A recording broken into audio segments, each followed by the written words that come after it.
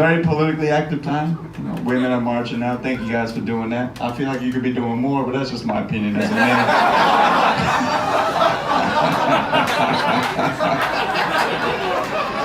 I feel like every woman that went to those marches should fuck a Muslim dude, get pregnant, send a picture of that sonogram to Donald Trump like, hey, Easy D. This here baby could keep it, but if I do, I'll raise a Muslim. Or your move, motherfucker. You get all the abortions you want that way. I promise. I'm doing my part. I don't shave before I fly anymore. I flew to North Carolina the Saturday after the election. I had a full beard at the time, and so I upgraded my seat to the first seat in first class, just as a first person anybody saw.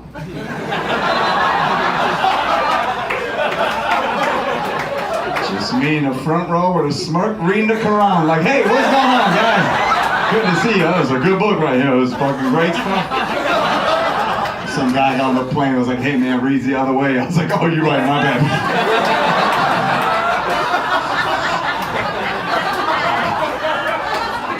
I'm not Muslim, it's just fun to fuck with people, you know?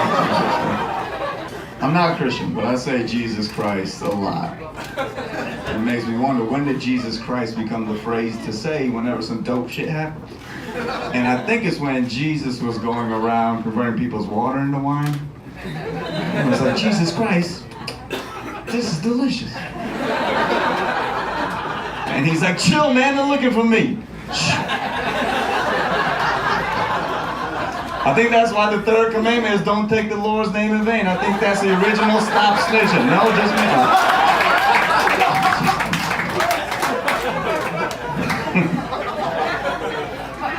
My girlfriend is Jewish, so I just learned about Passover. Apparently the Pharaoh was like, we gotta make Egypt great again.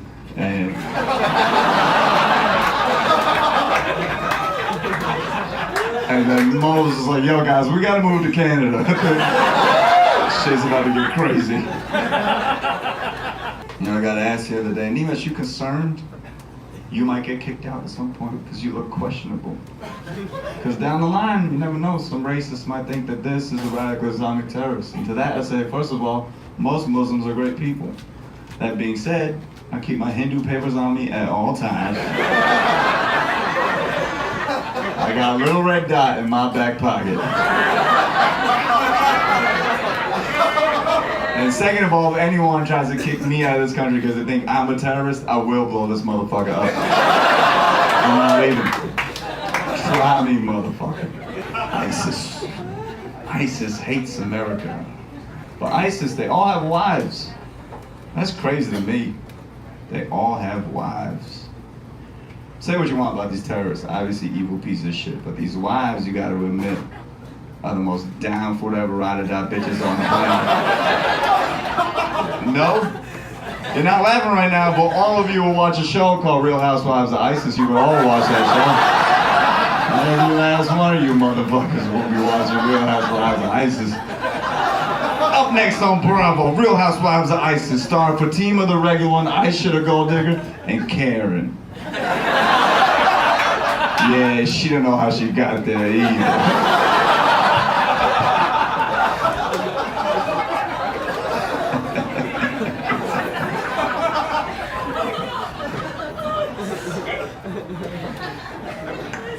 It's gonna get worse.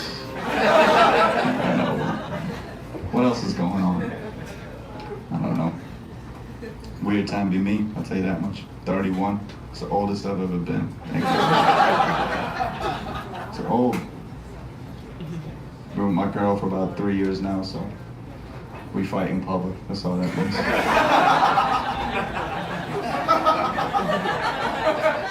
3 years in, she's just airing my dirty laundry in the streets. Like, shave your dick shaft. I'm like, we're at the movies. Shave your dick shaft? Why does hair grow on your dick? Why doesn't hair grow on my hands? That's a bigger question if I really ask me. No, I'm the only person that's ever thought that. Why is there no hair on my hands? Everywhere else there's hair. There's no hair on my hands. That don't make any sense. No, I'm the only one that's ever been high. There was just what the fuck is this? I think weed is the answer to most of the world's problems. It really, I sincerely believe that, and I'm not just saying that because I sense a high pothead population in this room. I genuinely believe that, you know? In the Middle East especially, I think. You know, Mexico builds tunnels, Mexicans build tunnels underneath the United States to deliver weed. Palestinians build tunnels underneath Israel to deliver bombs. I feel like the Palestinians are missing a huge market opportunity. Weed is an answer. I've never had problems when I've been high. I never want to fight anybody. In high school, there was that, a few years ago, there was that fucking shooter that was like, he wrote a manifesto. Remember that? He was like, I never get laid, I'm gonna shoot a bunch of people up. I never got laid in high school, but I would go home after class, get high, look in the mirror, and then I would wonder what my life would be like if I didn't have eyebrows for hours. Get out there. Oh shit.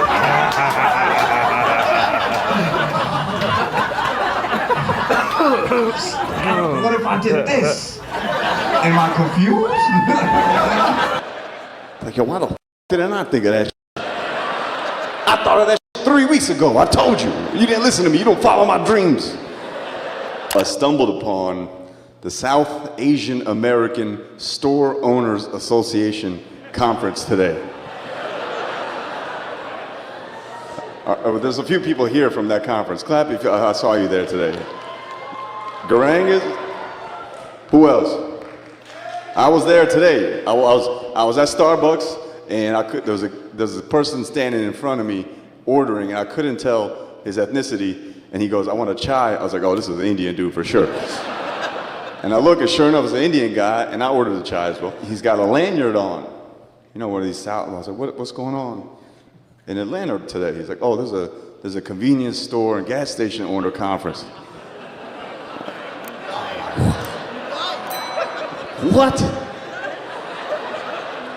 It was like I was a moth, you know, I've been drawn to this. It's like a homing beacon. I was like, how the fuck? And it's like, where is he? He's like, oh, it's right over there. I was like, man, God wants me to go to this thing. I had to go. I went. I swear I was fucking, it was crazy. That shit was like a Swaminarayan conference. It was wild. So many fucking Indian people. Swaminarayan is the kind of, don't worry, white guy, it's fine. Not all material is for everybody. So. Man, it was crazy to see all these like older Indian uncles who had no idea who I was.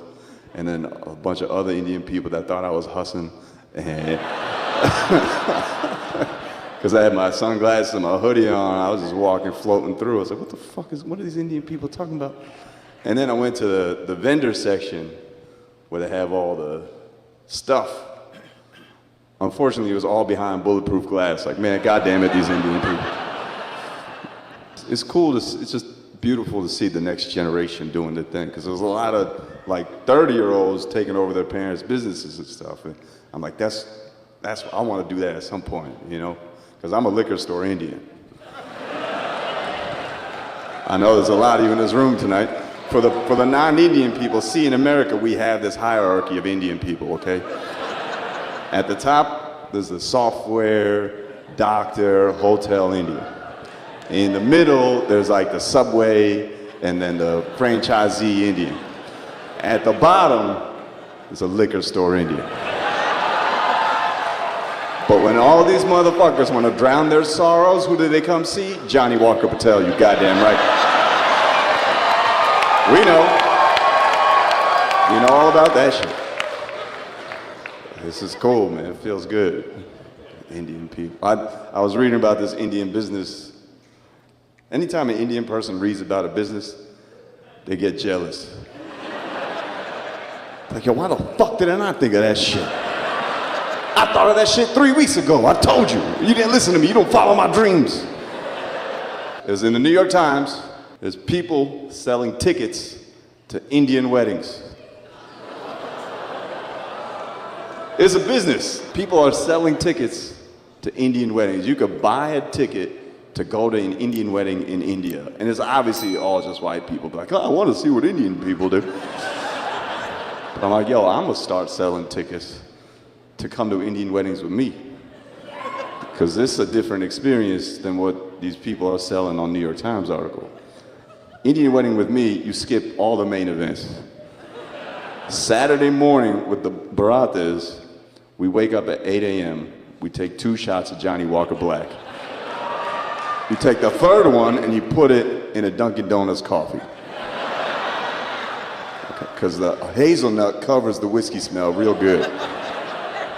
And even if you're not on the groom's side, you go to the broth anyway.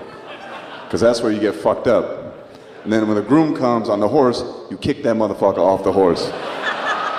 You ride the horse to the wedding. Oh, it's not over. This is just the beginning of the Nimesh Patel wedding experience. Then the wedding starts. You sleep through most of it until the bride walks in. Then everybody stands like, no disrespect, beautiful bride, congratulations. You wait till she gets to the mandap, gets seated. They start doing the farahs, and then me and my cousins start talking shit about the priest.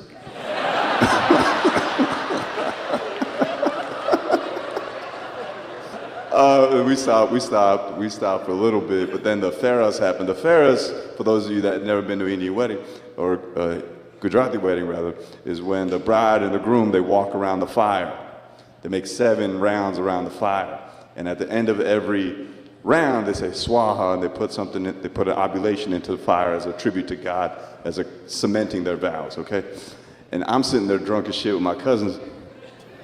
And for some reason, this time, whenever the priest said swaha, I heard the Jaws theme.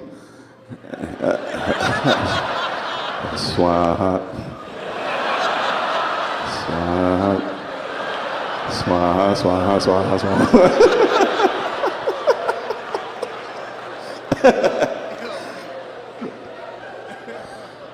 Tickets to that will be $251, okay?